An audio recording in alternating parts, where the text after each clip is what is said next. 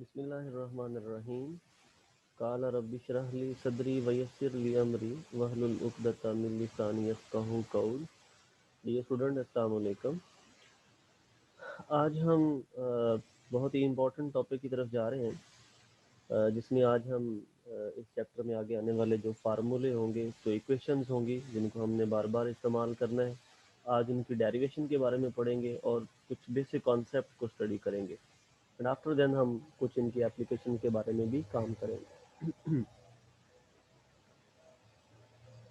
First of all, आपको जो screen पे नज़र आ रहा है, इक्वेशन ऑफ स्ट्रेट लाइन है parallel to X axis or perpendicular to X axis.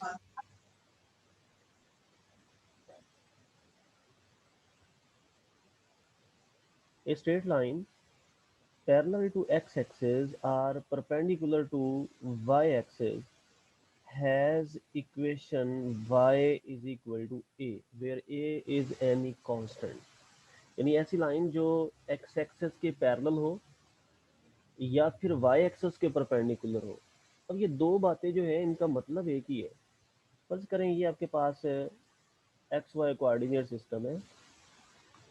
अगर कोई लाइन एक्स एक्सिस के पैरेलल है, लेट्स सपोज ये एक्स एक्सिस के पैरेलल है, तो अगर आप वाई एक्सिस के हिसाब से इसको देखें तो यही लाइन वाई एक्सिस के साथ 90 का एंगल बना रही है, मतलब ये वाई एक्सिस के परपेंडिकुलर है। एक्स एक्सिस के पैरेलल का मतलब यही ग्रीन लाइन है, और वाई एक्सिस के पैरेलल होने का मतलब भी यही ग्रीन लाइन है। तो मतलब in both cases we have the same answer. A straight line parallel to x-axis are perpendicular to y-axis have equation y is equal to small a। अब ए के ऊपर मुख्तलिफ कंडीशन है, इसको ज्योमेट्रिकली उसने कुछ इस तरह से ड्रा करके बताया है कि सपोज करें कि ये आपके पास एक्स एक्सिस है और ये आपके पास वाई एक्सिस है। ये वो लाइन है, ये वो लाइन स्मॉल एल है जो एक्स एक्सिस के साथ पैरेलल है, और इसमें जो कांस्टेंट ए है वो तीन मुख्तलिफ चीज़ों के बारे में तीन मुख्तलिफ वैल्यूज़ को अटेन कर सकता है।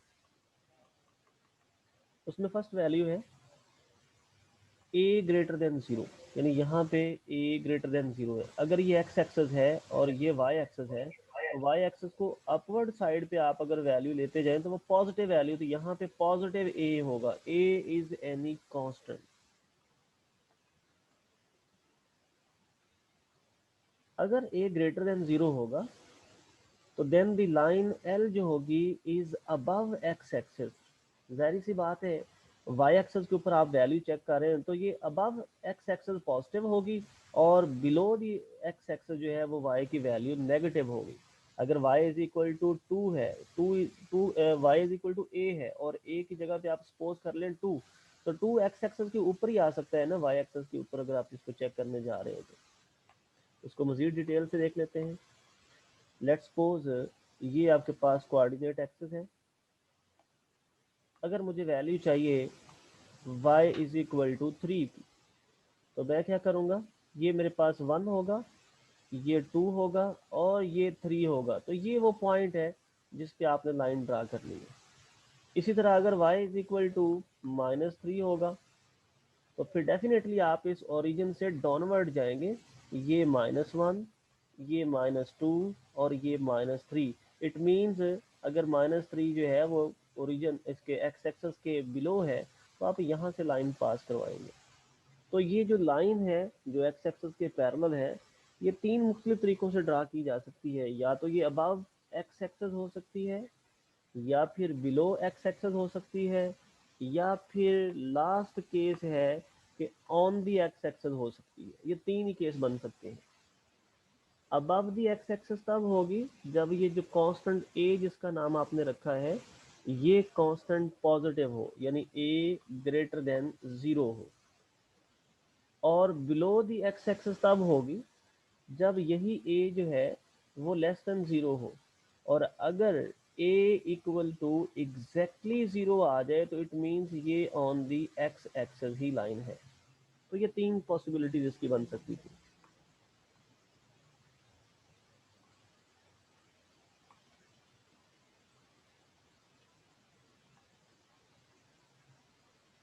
ओके, तो जो फर्स्ट फिगर है उसमें a ग्रेटर देन 0 है, इसीलिए जो लाइन है वो अबव द एक्स एक्सिस है। और जो सेकंड फिगर है इसमें ये आपका एक्स एक्सिस है, ये वाई एक्सिस और ये ओरिजिन ओ है। ओरिजिन से आप वाई एक्सिस पे अगर जा रहे हैं तो डाउनवर्ड आ रहे हैं, आप डाउनवर्ड हैं तो इट मीन्स आपके पास ए जो है वो लेस देन 0 है। ओके जी।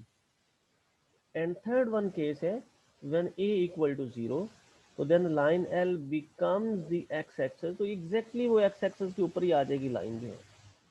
तो ये तीन सूरतें हैं जब कोई भी लाइन जो है वो एक्स एक्सिस के पैरेलल या वाई एक्सिस के परपेंडिकुलर हो। तो या तो वो एक्स एक्सिस के अबव हो सकती है या बिलो हो सकती है या फिर एग्जैक्टली एक्स एक्सिस के ऊपर लाई करेगी। तो ऐसी लाइन जो पैरेलल टू एक्स एक्सिस हो उसकी इक्वेशन होती है y is equal to any constant a b c, कुछ भी बोल सकते हैं आप।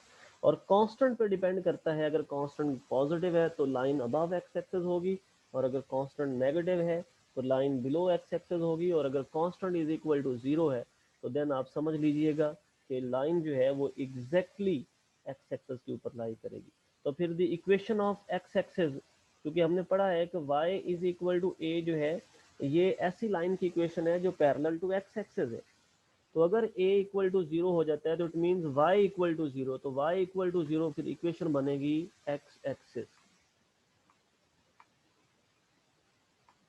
Next, equation of straight line parallel to Y axis. अब हम ऐसी इक्वेशन, ऐसी स्ट्रेट लाइन की इक्वेशन फाइंड आउट करने जा रहे हैं जो पैरेलल टू वाई एक्सिस होगी, या फिर दूसरे लफ्जों में आप कह सकते हैं कि वो परपेंडिकुलर टू एक्स एक्सिस है। A straight line parallel to y-axis or perpendicular to x-axis has equation x is equal to b। तो यहाँ से एक चीज का अंदाजा हुआ कि अगर आपने parallel to Y axis equation लिखनी है तो वो x इक्वल टू होगा कांस्टेंट, और अगर आपने पैरेलल टू x एक्सिस लिखनी है तो देन वो y इज इक्वल टू कोई कांस्टेंट होगा। मतलब जो equation parallel to X axis है उसकी इक्वेशन बनेगी y की फॉर्म में, और जो पैरेलल टू y एक्सिस है उसकी इक्वेशन बनेगी पैरेलल टू एक्स एक्सिस।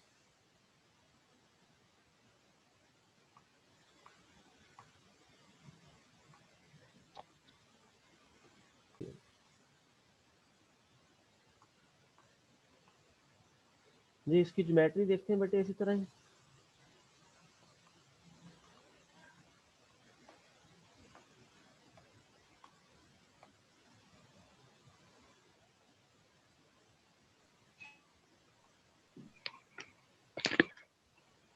जी, हमारे पास ये बेटे एक्स एक्सिस है और ये लाइन जो है ये वाई एक्सिस की है, और जहां पर ये दोनों आपस में मिल रही हैं ये हमारे पास ओरिजिन है। ओके, अब हम एक वर्टिकल लाइन ड्रा कर रहे हैं जो एक्स एक्सिस को तीन मुख्तलिफ पॉइंट पे कट कर सकती है। अगर इसको ज्योमेट्रिकली देखें तो कुछ इस तरह से कर सकते हैं। ये हमारे पास कोऑर्डिनेट सिस्टम है जो रेड कलर में मैंने ड्रा किया है। जो वर्टिकल लाइन है बेटे वो इस वाई एक्सिस के राइट साइड पे हो सकती है, वाई एक्सिस के लेफ्ट साइड पे हो सकती है, या फिर तीसरी पॉसिबिलिटी है बेटे कि वाई एक्सिस के ऊपर हो सकती है। जब ये लाइन वाई एक्सिस के राइट साइड पे होगी इट मींस जो कांस्टेंट था ना b वो ग्रेटर देन 0 होगा, पॉजिटिव होगा। उसकी वजह क्या है कि ओरिजिन के राइट साइड पे जाते हुए एक्स एक्सिस को देखें तो वो पॉजिटिव वैल्यू देते हैं। अगर आप वाई एक्सिस के लेफ्ट साइड पे इस लाइन को ड्रा करें तो यकीनन जो b वैल्यू है कांस्टेंट की वो लेस देन 0 यानी नेगेटिव होगी। और अगर एग्जैक्टली वाई एक्सिस के ऊपर ड्रा कर रहे हैं तो फिर तो 100% श्योर है कि b इज इक्वल टू 0 होगा। तो ये तीन पॉसिबिलिटीज है किसी भी वर्टिकल लाइन को ड्रा करने के लिए। हमने इसकी इक्वेशन पढ़ी है, वर्टिकल लाइन की इक्वेशन जो पैरेलल टू वाई एक्सिस है वो x is equal to constant b होता है, और इसी b पे डिपेंड करता है कि वो वर्टिकल लाइन वाई एक्सिस के राइट साइड पे होगी, लेफ्ट साइड पे होगी, या एग्जैक्टली वाई एक्सिस के ऊपर होगी। अगर वो पॉजिटिव है कांस्टेंट तो वाई एक्सिस के राइट साइड पे वो लाइन होगी, अगर वो नेगेटिव है तो वाई एक्सिस के लेफ्ट साइड पे होगी, और अगर वो 0 है बेटे तो एग्जैक्टली वाई एक्सेस के ऊपर होगी वो लाइन। नेक्स्ट कॉन्सेप्ट है बेटे intercepts of a line on the axis.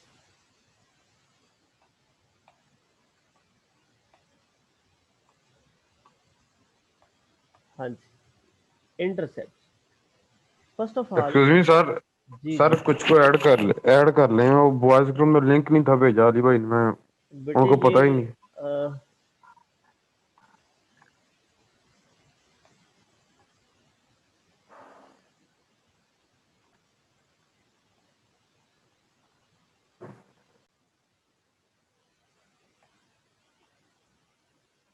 जी, तो मैंने अभी आपको बताया है कि इंटरसेप्ट का मतलब है किसी लाइन का किसी एक्सेस को कट करना, और जिस एक्सेस को वो कट करेगी उस पॉइंट पे आपने उसी एक्सेस की जो कंपोनेंट होगा उसकी वैल्यू चेक कर लेनी है। एक्स एक्सेस को कट किया है तो आपने एक्स कंपोनेंट देख लेना है, वाई एक्सेस पे कट किया है तो आपने वाई कंपोनेंट देख लेना है। तो अगर इस लाइन एल को हम जो देख रहे हैं वो पॉइंट ए पे एक्स एक्सेस को कट कर रही है बेटे, तो यहाँ से एक्स कंपोनेंट आपको नजर आ रहा होगा, स्मॉल ए हमने कंसिडर किया है। तो ये जो स्मॉल ए है ना बेटे, ये आपका एक्स इंटरसेप्ट होगा। इसी तरह यही लाइन पॉइंट बी पे वाई एक्सेस को कट कर रही है बेटे, और पॉइंट बी पे जो y कंपोनेंट है वो स्मॉल b हमने रखा है, तो वो स्मॉल b बेटे आपका y इंटरसेप्ट कहलाएगा। तो जब भी इंटरसेप्ट का कॉन्सेप्ट आए माइंड में इतना होना चाहिए, किसी लाइन ने किसी एक्सेस को कट किया है और जिस एक्सेस को कट किया है उसी कंपोनेंट की वैल्यू देख लें, वो उस लाइन का इंटरसेप्ट होगा। नेक्स्ट है जी थ्योरम, बहुत इंपॉर्टेंट थ्योरम है ये। इसको बोलते हैं slope intercept form of equation of straight line. Slope intercept form, और इसमें दो चीजें आ रही हैं इस इक्वेशन के अंदर, एक स्लोप आ रही है और एक इंटरसेप्ट फॉर्म आ रही है। स्लोप ऑलरेडी हम जानते हैं, स्लोप असल में क्या है, रेशो है किसकी, राइज ओवर रन। तो इंटरसेप्ट क्या है, किसी एक्सेस को जो लाइन कैंसिल करती है, कट करती है, जिस पॉइंट पे करती है उस पे उसी एक्सेस की वैल्यू आप चेक करते हैं, वो इंटरसेप्ट है। Equation of non vertical straight line with slope alpha and, बल्कि स्लोप अल्फा की बजाय यहाँ पे m लिखें क्योंकि स्लोप को हमने m से डिनोट करना है, अल्फा नहीं। With slope m and y intercept small c is given by y is equal to mx plus c। ये आपकी स्लोप इंटरसेप्ट फॉर्म है। Equation of non vertical straight line, ये जहन में रखना है कि नॉन वर्टिकल स्ट्रेट लाइन होनी चाहिए, क्योंकि नॉन वर्टिकल इसलिए कहा कि ताकि इंक्लाइंड उसका कोई ना कोई एंगल बनना चाहिए, इंक्लिनेशन होनी चाहिए, उसके लिए ये इक्वेशन जो है वो ड्राइव होती है।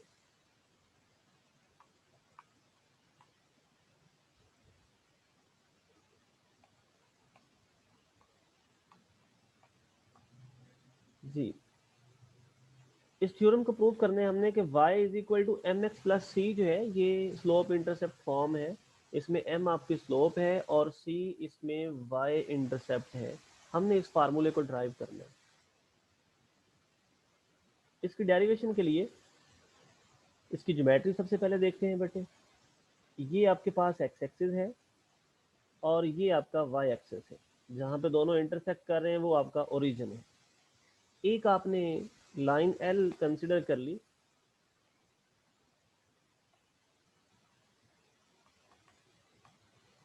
लाइन एल जो है वो सम एंगल अल्फा के साथ जो है वो एक्स एक्सिस के साथ मीट कर रही है। ये आपके पास वो लाइन स्मॉल एल है और इसका जो एंगल विद एक्स एक्सिस है वो अल्फा है। आपने एक पॉइंट सपोज कर लिया, पी पॉइंट जो है आपने कंसिडर कर लिया कि वो पी पॉइंट जो है वो इसी लाइन के ऊपर लाई करता है जिसके कोऑर्डिनेट एक्स और वाई है। और चूंकि ये लाइन वाई एक्सिस को कट कर रही थी तो कट करने की वजह से वहां से आपको वाई इंटरसेप्ट मिल सकता है, और आपने कंसिडर कर लिया कि जो पॉइंट क्यू बनता है उसके कंपोनेंट जीरो कॉमा कोई भी कांस्टेंट आपने कंसिडर कर लिया। जीरो इसलिए कि वाई एक्सेस के ऊपर एक्स की वैल्यू जीरो होती है, पूरे वाई एक्सेस के ऊपर ओरिजिन से लेके आप ऊपर तक और नीचे तक चले जाएं वैल्यू एक्स की जीरो होगी। और दूसरा कांस्टेंट जो है वो कोई भी अपनी मर्जी से रख सकते हैं, क्योंकि स्टेटमेंट में हमने बताया था कि y इंटरसेप्ट c है, तो हमने दूसरा कंपोनेंट c ही कंसिडर कर लिया। यही चीज हमने बेटे स्टेटमेंट में इसमें वर्ड्स में लिखनी है कि let p be any point of the straight line small l such that कि जो स्लोप है उसी लाइन की हम कंसिडर कर लेते हैं कि वो स्मॉल एल है। हमारे पास कोई भी एक इंक्लाइन लाइन है, वर्टिकल नहीं है, नॉन वर्टिकल लाइन, तो डेफिनेटली उसकी कोई ना कोई स्लोप होगी। हमने अपनी तरफ से सपोज कर लिया तो उसकी जो भी स्लोप है ना वो स्मॉल एल है, जनरली हमने कंसिडर कर लिया। अब जो पॉइंट क्यू है 0, c is a point on the line L, क्योंकि जिस पॉइंट पे इस लाइन ने y एक्सिस को कट किया था उसी का तो नाम रखा था पॉइंट क्यू, तो कह सकते हैं कि पॉइंट क्यू जो है ये उसी लाइन एल के ऊपर लाई करता है। ओके हो गया, आपके पास दो पॉइंट आ गए, एक पॉइंट पी आ गया और एक पॉइंट क्यू आ गया। अब आप स्लोप फाइंड आउट करना बड़े अच्छे तरीके से जानते हैं, y2 minus y1 over x2 minus x1। ये लास्ट लेक्चर में हमने फार्मूला ड्राइव किया था कि किसी भी दो पॉइंट्स में से गुजरने वाली लाइन की अगर स्लोप फाइंड आउट करनी है तो ये फार्मूला लगाएंगे। अगर आप स्लोप ऑफ क्यू पी लगाएंगे, क्यू पी, क्यू से पी की तरफ जो पॉइंट जा रहे हैं, जो लाइन जा रही है क्यू से पी की तरफ, अगर आप स्लोप ऑफ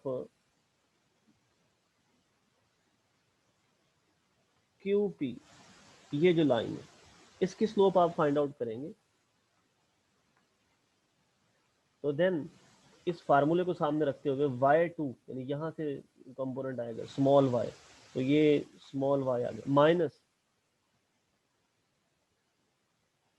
ये y2 माइनस y1, तो y1 आपके पास यहाँ से आ जाएगा स्मॉल c, तो y माइनस स्मॉल c आ गया। इसी तरह x2 आपको यहाँ से मिल गया स्मॉल x, और x1 ये 0 मिल गया, तो x माइनस 0 आ गया।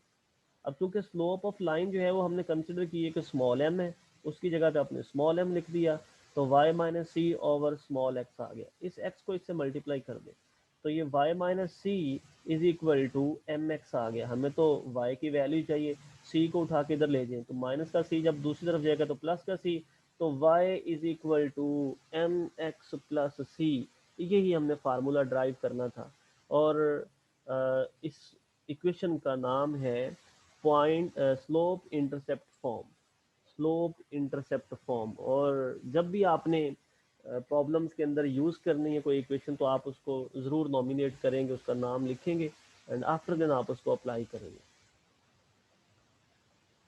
तो आप इस इक्वेशन में देख सकते हैं कि इसमें दो चीजें हैं। अगर आपको किसी भी लाइन के मुतालिक दो चीजें मिल जाए, नंबर वन उसकी स्लोप मिल जाए, नंबर टू उसका y इंटरसेप्ट मिल जाए, तो आप उसी स्ट्रेट लाइन की इक्वेशन जो है वो बना सकते हैं खुद से। ओके, यहाँ एक और चीज इंपॉर्टेंट है, वो इम्पोर्टेंट ये है कि अगर ये कांस्टेंट c जो है, ये कांस्टेंट c जो है ये जीरो हो जाए, एग्जैक्टली जीरो हो जाए, तो हमने पढ़ा था कि आपकी जो स्ट्रेट लाइन है वो बिल्कुल फिर सेंटर से पास करेगी, क्योंकि अगर तो वो वर्टिकल लाइन की बात होती, पैरेलल जो एक्सेस है, जैसे एक्स एक्सेस के पैरेलल एक लाइन थी जिसको हमने स्टडी किया, वाई एक्सेस के पैरेलल एक लाइन थी, तो जब हम उस कांस्टेंट को एग्जैक्टली जीरो करते थे तो वो एक्सेस के ऊपर आ जाती थी, इसका मतलब वो ओरिजिन से तो पास करती थी।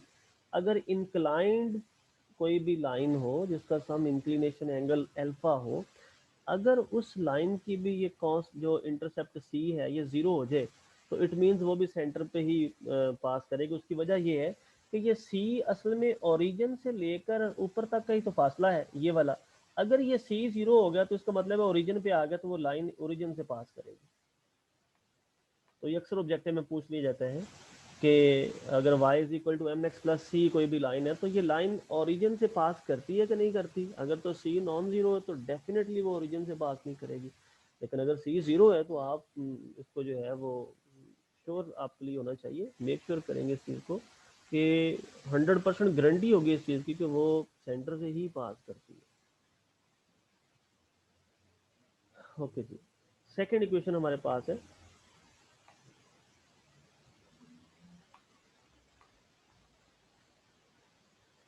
उसको बोलते हैं point slope form of equation of straight line.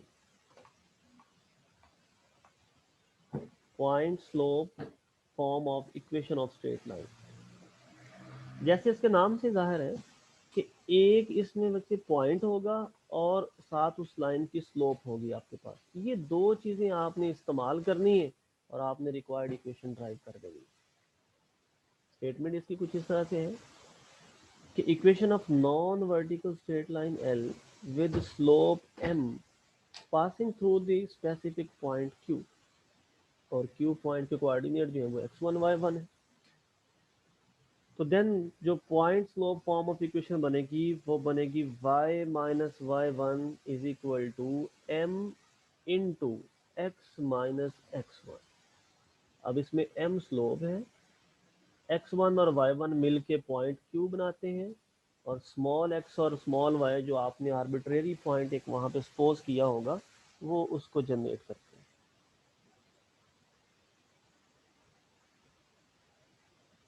हमने इसको ड्राइव करना है इस रिलेशन को। सबसे पहले इसकी ज्योमेट्री की तरफ चलते हैं। ज्योमेट्री में है कि ये हमारे पास x एक्सिस है और बेटे ये हमारे पास y एक्सिस। जहाँ पे दोनों आपस में मिल रहे हैं वो इनका ओरिजिन है। एक लाइन हम सपोज करते हैं बिल्कुल प्रीवियस केस की तरह कि वो लाइन सम एंगल पे x एक्सिस को कट कर रही है और उसका नाम आपने रख लिया स्मॉल m। जैसे प्रीवियस क्वेश्चन में आपने पॉइंट P सपोज किया था, सेम ऐसे यहाँ पे भी एक पॉइंट P सपोज कर लेंगे। फर्क सिर्फ इतना है इसमें कि जो प्रीवियस थ्योरम था उसमें आपने इंटरसेप्ट लिया था और वो पॉइंट जो था वो y एक्सिस के ऊपर था, और यहाँ पे पॉइंट आपने Q कंसिडर किया है जो y इंटरसेप्ट के अलावा है लेकिन है उसी लाइन L के ऊपर। स्टार्ट कैसे करना है, आपने सपोज कर लेना है, लेट कर लेना है आपने कि P आपके पास कोई भी पॉइंट है of the straight line small m such that कि वो जो लाइन स्मॉल m आपके पास बनती है ना, उस लाइन की जो स्लोप है वो जनरली आपने कंसिडर कर लेनी है कि वो स्मॉल m के बराबर, और एक पॉइंट Q जो है जिसके कोऑर्डिनेट x1 y1 है वो भी उसी लाइन के ऊपर लाई कर रहे हैं। अब जो स्मॉल p पॉइंट था वो तो ऑलरेडी उसी लाइन के ऊपर था, उसके बारे में भी आपने बताना हो तो बता सकते हैं थ्योरम के अंदर कि p be any point on the straight line L। अब दो पॉइंट आपके पास हो गए, एक आपके पास P पॉइंट है जिसके कोऑर्डिनेट x और y है, और दूसरा आपके पास Q पॉइंट है जिसके कोऑर्डिनेट x1 और y1 है। अगर इन दोनों के दरमियान में जो लाइन है उसकी आपने स्लोप निकालनी तो आप निकालेंगे स्लोप ऑफ QP। ये इस लाइन की आपने स्लोप निकालनी, तो बिल्कुल उसी तरह ही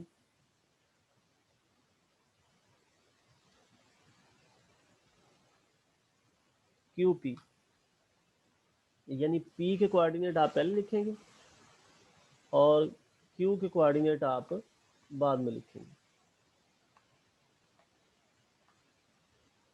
ओके, फार्मूला वही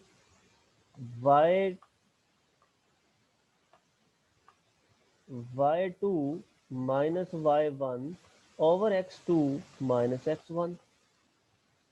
तो बेटे y2 जो है क्योंकि QP है तो पहले P के कंपोनेंट आप लिखेंगे, तो ये y2 है, और Q का ये जो है ये y1 होगा, फिर इसी तरह ये x2 बनेगा और ये x1 होगा, उसी तरह इनको माइनस कर दिया। अब स्लोप चूंकि स्मॉल m है उसको साइड पे लिख दिया, नीचे वाले फैक्टर को इससे मल्टीप्लाई कर दिया, तो y माइनस y1 एक साइड पे आ गया, m time x minus x1 जो है ये दूसरी साइड पे आ गया। ये आपकी point slope form of equation of straight line कहलाएगी।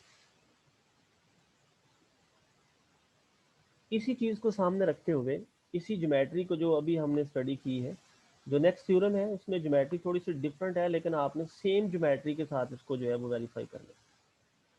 सेम ज्योमेट्री के साथ कैसे करेंगे, मतलब यही जो फार्मूला आपके पास आया ये लास्ट वाला, इसको लेके आपने आगे चलना है, y minus y1 over x minus x1। यहाँ तक प्रीवियस थ्योरम कंप्लीट वही आपने लिख देना सारे के साथ। आपने क्या कहना है, आपने एक इक्वेशन पढ़ी थी स्टार्ट पे कि जो स्लोप होती है असल में m जो है वो tan अल्फा के भी इक्वल होती है।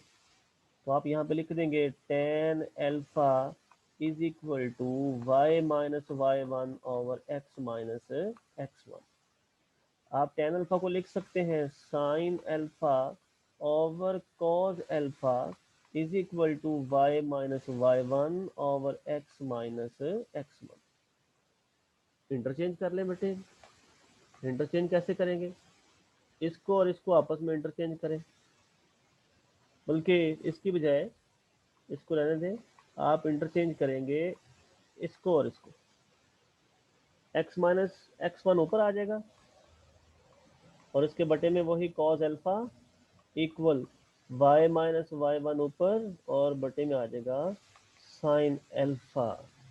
और ये जो रेशो है, दिस रेशो, चूंकि ये दोनों आपस में बराबर है, इनका कोई ना कोई आंसर आएगा। हम सपोज कर लेते हैं ये कांस्टेंट r के इक्वल है। यही हमने प्रूव करना था। इसको बोलते हैं equation of non vertical straight line with inclination alpha and passing through the point q, which is equal to x minus x1 over cos alpha, y minus y1 over sin alpha।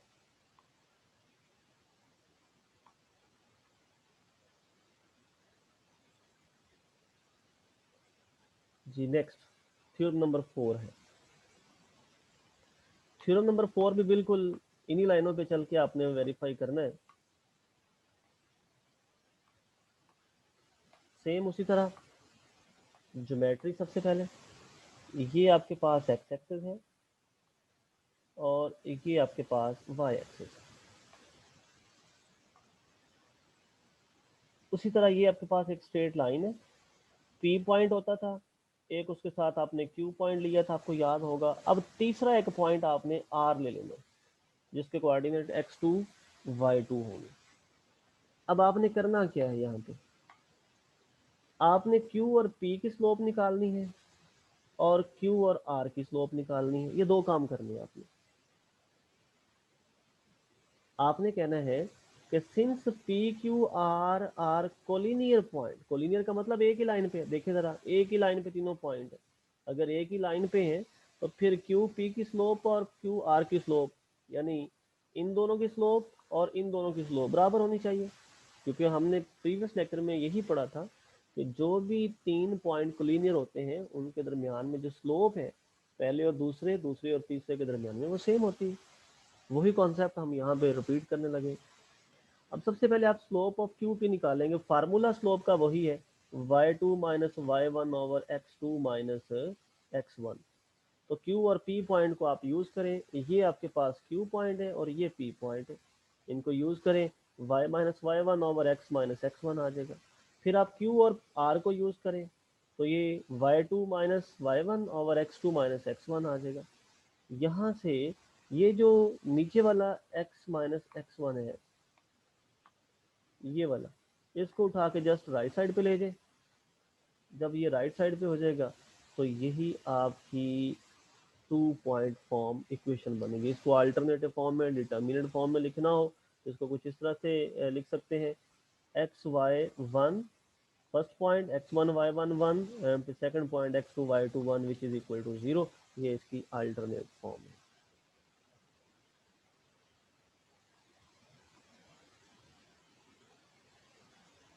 जी बेटे, तो आज के इस lecture में हमने चार theorem जो थे वो स्टडी किए साथ, और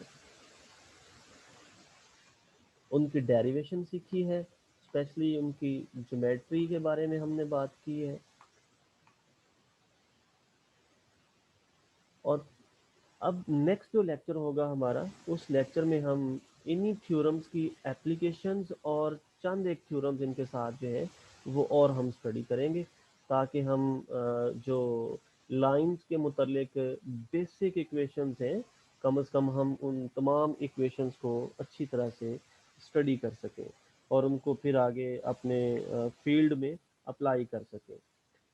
तो यहाँ तक कोई बात बेटे किसी ने पूछनी हो, कोई चीज़ आपको समझ ना आई हो तो आप पूछ सकते हैं बेटे।